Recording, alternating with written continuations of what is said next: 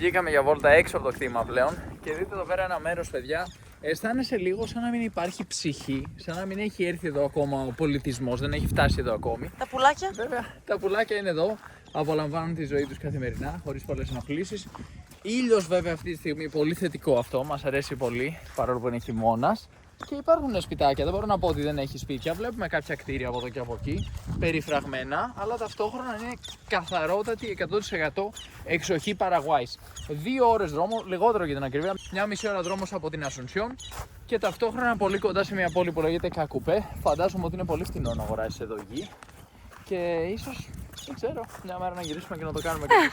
Μας αρέσει πολύ να είμαστε εδώ στην εξοχή και να είμαστε και μέσα στο κτήμα εκεί πέρα στο σπίτι.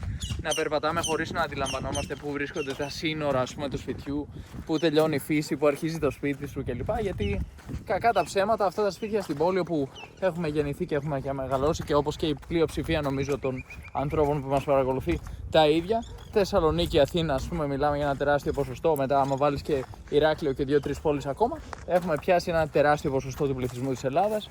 Και νομίζω ότι πολύ συχνά ξεχνάμε αυτό το πράγμα, ρε παιδί μου, που μπορείς να έχεις άμα ζεις λίγο πιο φυσικά. Αυτή τη γαλήνη, αυτή την ηρεμία, να ακούς μέσα από το σπίτι σου τον αέρα, να φυσάει έξω τα δέντρα, να θροίζουν τα φύλλα, όλα αυτά.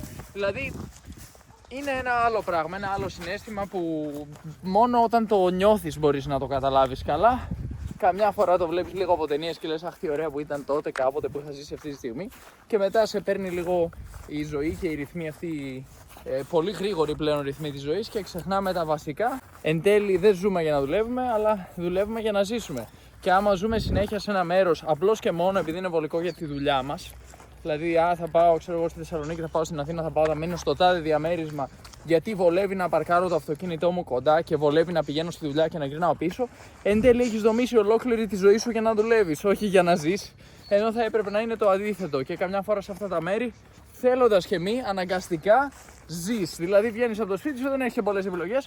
Πρέπει να περπατήσεις και να το ζήσεις, ρε φίλε. Αυτό είναι τώρα. Πάρε. Ζωάκια εδώ, ακριβώς από δίπλα, βόσκουν. Ένα πολύ χαριτωμένο σπιτάκι από δίπλα, με μια πολύ μικρή έτσι αυλή, περίφραξη. Εντάξει, έχει και τις λαμαρίνες στο πάνω και αυτά.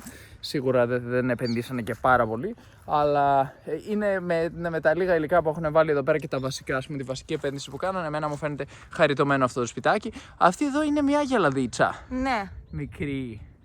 Ναι. Λίγο μικρή.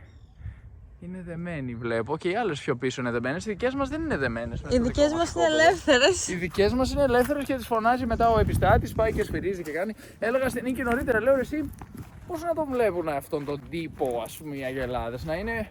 Μας φωνάζει ο μπαμπάς να γυρίσουμε ή να είναι πάλι αυτός ο ενοχλητικός που μας φωνάζει να πάμε πίσω στο μέρος μας. Αναρωτιέμαι καμιά φορά ποια είναι αυτή η σχέση των ανθρώπων με τα ζώα εδώ, γιατί σίγουρα είναι λίγο διαφορετικά από ότι η μεγάλη βιομηχανία. Νομίζω και εσύ θα συμφωνήσεις, εκεί που τα έχουν σφινωμένα το ένα δίπλα στα άλλο σε βιομηχανικές μονάδες, έτσι, εργοστασιακές μονάδες. Σίγουρα είναι πολύ πιο ωραία η ζωή εδώ για όλους, νομίζω. Και για τα ζώα και για τους ανθρώπους. Αυτή η χαλάρωση και αυτή η ηρεμία είναι μοναδική. Αισθάνεσαι κάπως.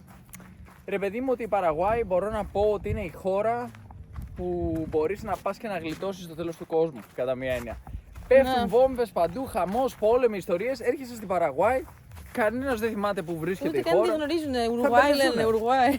Θα τους πεις πήγα Παραγουάη, θα πει ο άλλος Ουρουγουάη, θα πάει θα σε ψάχνει στην Ουρουγουάη. Μπερδεύονται όλοι.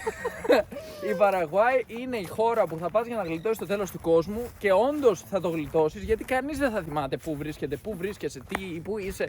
Θα πει κάποιος, είμαι στη Βίγια Καβαγιού 2 ώρες από την Ασουνσιόν. Δεν βαριέσαι. Άστον εκεί πέρα τώρα αυτόν με τα αγελάδια, με τους λόφους, με τη φύση. Δεν βαριέσαι, άστο. Θα ξεχαστείς. Θα μείνεις εδώ πέρα και θα ζεις την ήρεμη ζωούλα σου. Πέρα βρέχει, όλα τα προβλήματα που έχουν οι άλλοι, ας τα έχουν αυτοί. Εδώ μέσα στο οικόπεδο αυτοί οι άνθρωποι μπορούν να είναι και αυτάρκεις αν θέλουν να έχουν πλήρη αυτοδυναμία. Η Νίκη έλεγε προηγουμένως. Ξύπνησα σήμερα και έφαγα κάτι μανταρίνια. Και λέει δεν θα πάω στο σούπερ μάρκετ. Μέχρι τις 12 η ώρα το μεσημέρι έτρωγα κι άλλα μανταρίνια. Λέω δεν χρειάζεται κάτι άλλο. Μετά βλέπω το αβοκάντο. Λέω τι, αυτά είναι περισσότερα από όσα μπορούμε να φάμε. Και είχαμε πάει και στο σούπερ μάρκετ, είχαμε πάρει πόσα φρούτα. Εδώ είναι για να τη βγάλεις με φρούτα. Έχει πάρα πολλά αβοκάντο. Αυτό είχαμε να το συναντήσουμε από την Κολομβία κάποια στιγμή που μέναμε σε ένα σπίτι που είχε πάρα πολύ ωραία και χοντρά αβοκάντο. που έπεφταν από το δέντρο και κάνανε χράτς. Όχι, κάνανε κράτς. Μετά κάνανε χρρρρρ. Κυλούσαν δηλαδή γιατί ήταν κατηφορικά. Και έπεφταν σε ένα σημείο και πήγαινα εγώ με ένα κουτί με τα μάζευα. Και είχε και lime σε ένα άλλο δεντράκι λίγο παραπέρα. Κάναμε τέλειο γουακαμόλε.